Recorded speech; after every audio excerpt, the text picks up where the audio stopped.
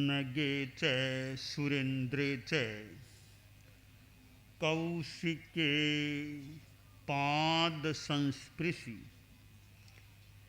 निर्विशेष मनस्काय श्री वीरस्वामिने नमः। अरहत वाङ्मय में कहा गया है, अनेक चित्ते खलु अयम पुरुषे। यह पुरुष अनेक चित्तों वाला होता है। हमारे भीतर भाव जगत है, विभिन्न भाव उसमें सन्निहित हैं और वे भाव उभरते भी हैं। जैसे कैनवास चित्रपट पर नए नए नए नए चित्र उभर जाते हैं, दृश्य उभर जाते हैं। कभी कोई झगड़े का दृश्य आ गया, कभी शांति का, कभी मैत्री का, कभी कुछ। इसी प्रकार हमारे मन रूपी चित्रपट पर विभिन्न भाव उभर जाते हैं। कभी आदमी शांति से बैठा हुआ दिखाई देता है, शांति में है, तो कभी वह गुस्से में भी देखने को मिल जाता है। कभी वह अहंकार की भाषा बोलता हुआ दिखाई देता है, तो कभी विनयपूर्ण व्यवहार भी कर लेता है। कभी सरलता के साथ पेश आता है, तो कभी माया छलना का व्यवहार भी वह कर लेता है। कभी संतोष की स्थिति में दिखाई देता है, तो कभी लोभ में भी वह आ जाता है। यूं विभिन्न विरोधी भाव भी हमारे मन रूपी चित्रपट पर आ जाते हैं और मन के कारण से, भावों के कारण से आदमी दुखी भी बन जाता है, कभी सुखी भी बन जाता है। संस्कृत में कहा गया है, मनः प्रमादाद् वर्धन्ते दुखानि गिरिकूटवत् तद्वसादेव नश्यन्ति सूर्यस्याग्रे हिमं यथा।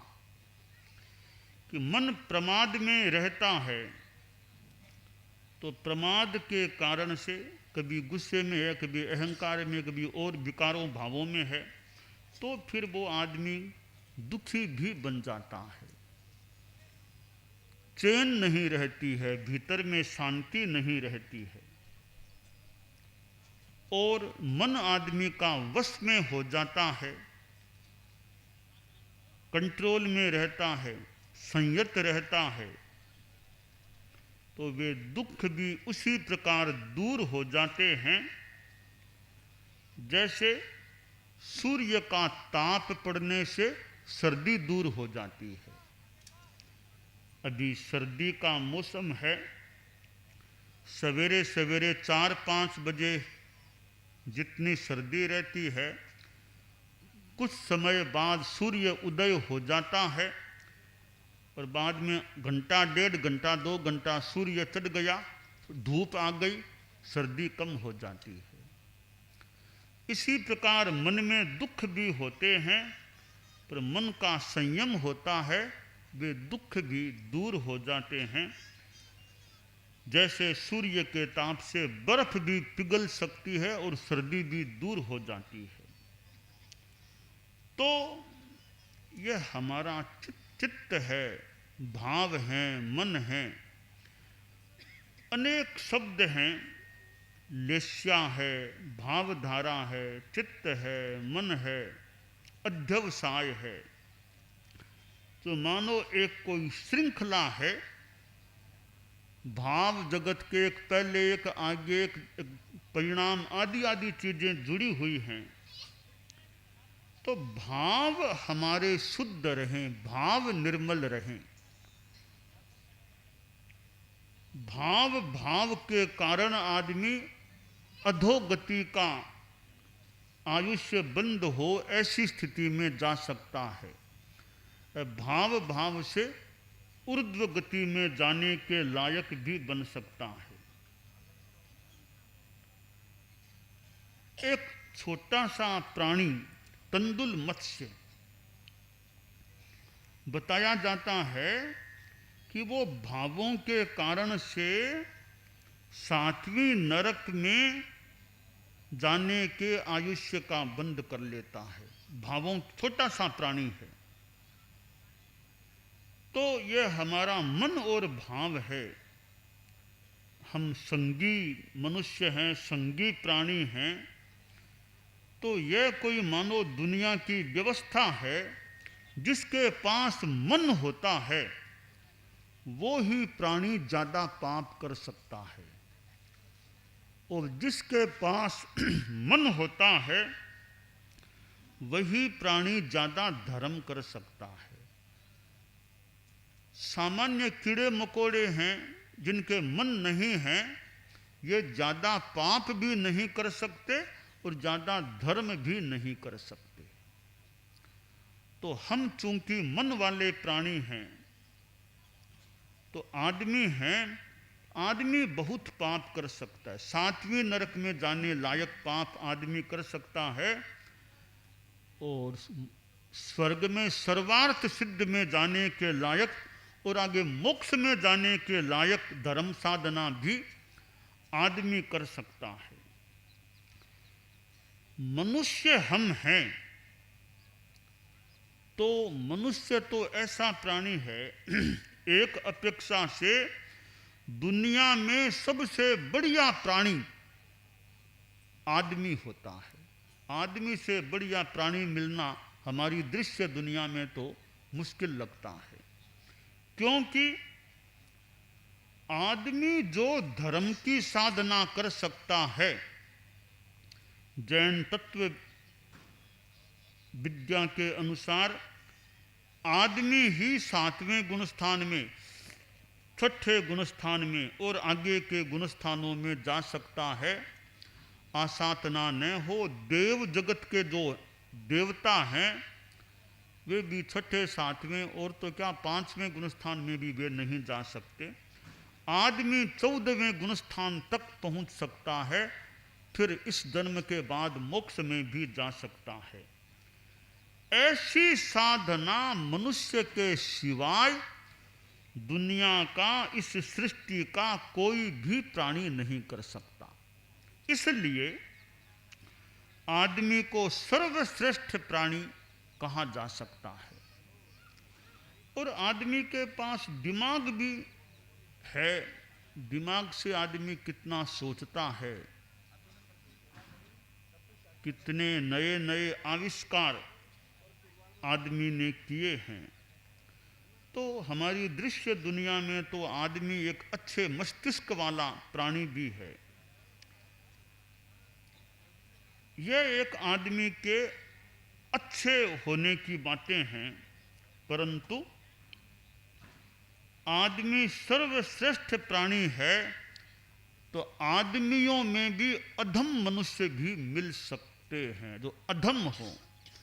जितना पाप आदमी कर सकता है, यानी जितनी हिंसा आदमी कर सकता है, उतनी हिंसा संभवतः पशुओं के लिए तो मुश्किल है। आदमी बड़ी हिंसा कर सकता है, थोड़ी देर में कितनों का नरसंहार आदमी कर सकता है। पशु मारेगा तो एक दिन में 2 को मार दे, 4 को मार दे, 8 मनुष्यों को मार दे, 20 को, कितने को मारेगा। आदमी तो 1 घंटा में कितनों को खत्म कर सकता है। इसलिए आदमी एक अधम प्राणी भी बन सकता है। धर्म का संदेश है कि अधमता दूर हो और श्रेष्ठता उजागर हो, उत्तमता उजागर हो, अधर्म का नाश हो, धर्म का विकास हो।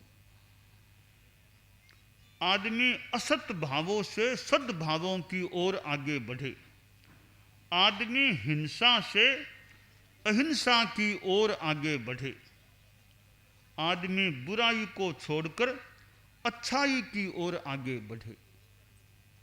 असतो मां सद्गमय, तमसो मां ज्योतिर्गमय, मृत्योर मां अमृतम गमय।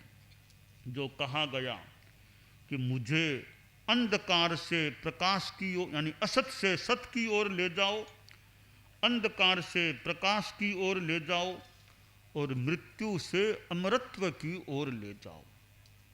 अब कौन ले जाए? ऐसे तो खुद को ही चलना होता है, फिर भी धर्म गुरु हैं, साधु संत हैं, वे रास्ता बता सकते हैं। भी इस रास्ते से चलो तो तुम असत से सत की ओर आगे बढ़ सकोगे, इस रास्ते से चलो अंधकार से प्रकाश की ओर बढ़ सकोगे, और ऐसी इस रास्ते से चल के साधना करो, मृत्यु से अमरत्व को तुम प्राप्त हो सकोगे। इसलिए यह सत्संगत है, इसका महत्व इसलिए भी है कि सत्संगति से, साधु संतों के संपर्क से अच्छा रास्ता मिल सकता है। रास्ता मिल जाए फिर आदमी चले। जीवन में मार्गदर्शक की भी अपेक्षा हो सकती है, मार्ग मिल जाए फिर गति करे तो मंजिल की प्राप्ति हो सकती है। आदमी का साध्य, आदमी का साधन और फिर सिद्धि। साध्य स्पष्ट हो जाए, लक्ष्य मेरा क्या है वो स्पष्ट हो जाए, कहाँ पहुँचना है, फिर उसका साधन क्या, और साधन का उपयोग करने से साध्य की सिद्धि हो सकती है। तो पहले साध्य स्पष्ट हो, मुझे किधर जाना है, क्या करना है। तो गांव का एक अनपढ़ ग्रामीण आदमी था,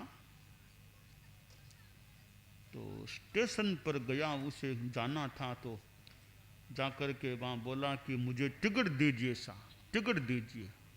कभी कहाँ की टिकट दें, टिकट कहाँ की दें आपको? जयपुर जाना, दिल्ली जाना, कहाँ जाना, टिकट कहाँ की दें? कि मेरे ससुराल की टिकट दे दो। कि ससुराल है कहाँ वो तो मुझे पता नहीं है, ससुराल जाना है मुझे। तो ससुराल है कहाँ यह पता नहीं है, तो फिर टिकट कैसे मिलेगी? तो इसी प्रकार आदमी का लक्ष्य स्पष्ट न हो तो फिर आदमी किधर बढ़ेगा। मनुष्य जीवन में एक अंतिम या परम लक्ष्य होना चाहिए, मोक्ष की प्राप्ति। मुझे मोक्ष प्राप्त करना है, उसकी मैं साधना करूं। तो धर्म गुरु साधु लोग हैं, वे उस मोक्ष प्राप्ति का रास्ता बताने का जो कुछ जानकार हैं प्रयास कर सकते हैं। तो परम पूज्य आचार्य तुलसी सवाई माधोपुर की एरिया में, इस चोखड़े में 40 साल पहले पधारे थे। हमारे संतों में भी गुरुदेव के साथ आने वाले हैं। तो जयपुर से इधर पधारे थे, वापस जयपुर पधारे थे। मुझे जयपुर में ही रख दिया गया था।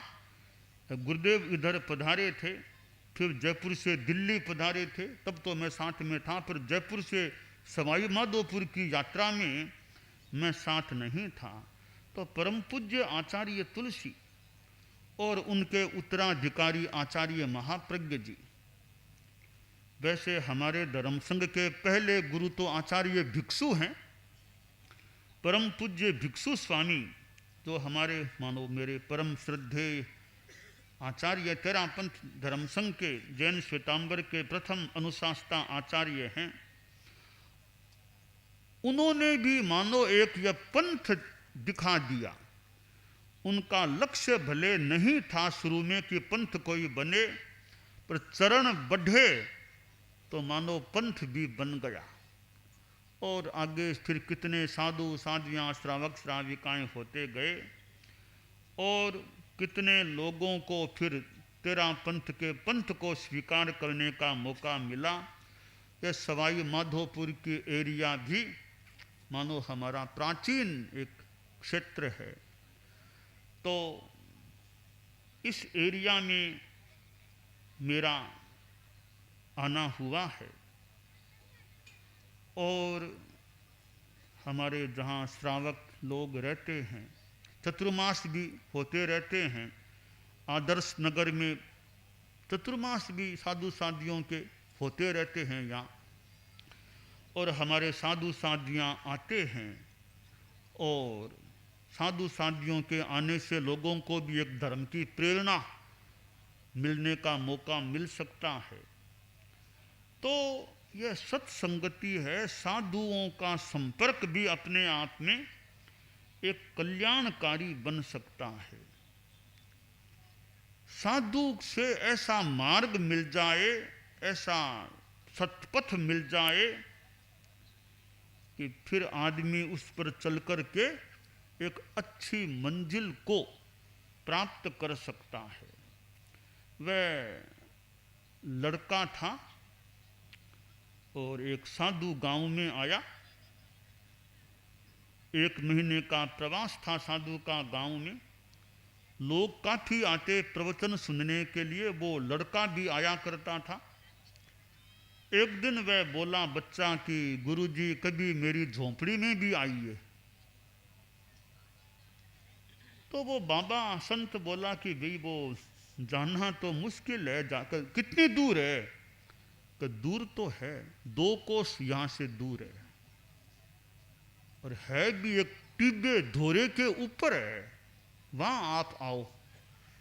बाबा बोला भैया मैं 70 पार का आदमी हूँ और 2 कोस जाकर फिर धोरे के ऊपर चढ़ना मेरे लिए मुश्किल पड़ेगा।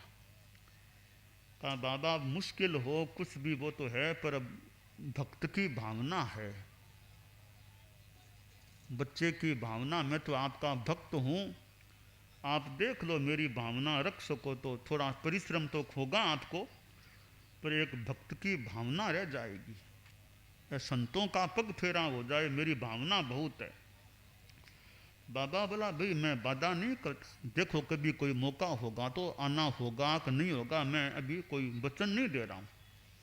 ठीक है। 5-7 दिन बाद वो बाबा सुबह सुबह यूँ मॉर्निंग वॉक के लिए कुछ गया तो बच्चा रास्ते में मिल गया।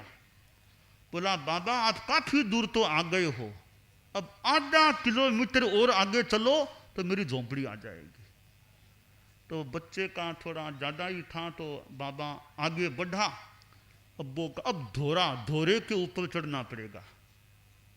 तो बाबा थोड़ा विश्राम ले करके धीरे धीरे धोरे पर चढ़ गया। उसकी वो झोंपड़ी सी थी, उसके अंदर बाबा गया। एक छोटी सी कुर्सी थी, उस पर बाबा बैठ गया, बच्चा सामने बैठ गया। तो बाबा ने कहा भी ठीक है ना, कुछ माला जब कुछ करते हो ना बराबर। बाबा ने पूछा और बच्चा जोर जोर से रोने लग गया। क्या हुआ, रोते क्यों हो? मैंने क्या पूछा? तो नहीं बाबा आपने तो अच्छी बात ही पूछी है, पर मेरा दुख बाहर आ गया। तो किस बात का दुख है? कि बाबा गरीब हूँ, अभावग्रस्त हूँ, आप देख लो ये सामान्य सी झोंपड़ी है, खाने को रोटी की समस्या, सुबह मिल गई तो शाम की चिंता, शाम को मिली तो सुबह की चिंता, कपड़े लत्ते सब ऐसे ही हैं। बाबा मैं आपको बता दूं, ये जो गांव है, इस गांव में सबसे ज्यादा गरीब कोई आदमी है तो मैं हूं। मेरे से ज्यादा कोई गरीब नहीं मिलेगा। बड़ा दुखी हूं, कुछ कृपा कर दो, दुख दूर हो जाए। तो बाबा ने थोड़ा ध्यान लगा के देखा कि बच्चा गरीब तो नहीं होना चाहिए। मेरा ज्ञान कह रहा है कि बच्चा पुण्यवान है, भाग्यवान है, काफी संपन्न होना चाहिए। कि बेटा तुम गरीब हो? कि बाबा देख लो आप, हूं वैसा सामने हूं। बाबा ने फिर ध्यान दिया, आंखें खोली, झोंपड़ी में चारों ओर देखा, अरे वो क्या चीज है? तो बाबा वो तो वो लोडा है, लोडा, वो सिलड़ी पर मिर्ची बांटने का, लाओ दिखाओ। वो लेके आया। बाबा ने कहा, रे ये लोडा है, ये तो पारसमणि है, पारसमणि है, लोहे को सोना बना सकते हो, कोई लोहे की चीज है क्या? मैं कहा बाबा और तो कुछ नहीं, है कांटा निकालने वाली चिमपड़ी है, ला मुझे दो। लोहे की चिमपड़ी को उस पारसमणि के लगाया, सोने की बन गई। अब तो बच्चे को ज्ञान वाले, कितनी मेरे तो पास धन का स्रोत है, वो लोहा लेकर आया बाजार से, सारा का सारा लोहा सोना बन गया। बोला बाबा आप पधारे तब मुझे ज्ञान मिला कि मेरे पास तो धन का स्रोत है, आपने ज्ञान दिया है मुझे। बाबा ने कहा, रे ये तो छोटा ज्ञान है, बड़ा ज्ञान है, ये हमारी आत्मा है, ये आत्मा भी एक प्रकार से लोहा है, ऐसा मानो। इस आत्मा रूपी लोहे के ये धर्म रूपी पारसमणि लगाओ तो आत्मा सोने जैसी शुद्ध हो सकती है। त्याग संयम का पथ स्वीकार करो। बच्चे को आत्मा का ज्ञान, धर्म की बात बताई तो बच्चा बोला बाबा पारसमणि को भी छोड़ूंगा, मैं तो आपके चरणों में आकर के साधु बनूंगा, मुझे तो आत्मा को सोना बनाना है। साधु बन गया, आत्मा के कल्याण में लगा, बड़ा ज्ञानी तपस्वी साधु हो गया। तो साधुओं से ऐसा ज्ञान मिल जाता है कि भीतर का सुख मिल जाए। तो हम सवाई माधोपुर की एरिया में हैं, परम पूज्य हमारे कितनी चारित्रात्मय, हमारा प्राचीन क्षेत्र है यह एरिया। तो आज यहाँ आना हुआ है, भिक्षु स्वामी को भी श्रद्धा से स्मरण करता हूँ, और हमारे भारमल जी स्वामी आदि आदि हमारे आचार्य प्रवर हैं। गुरुदेव तुलसी तो यहाँ पधारे ही थे। तो यहाँ की जनता में खूब धर्म की भावना रहे। मंगल कामना।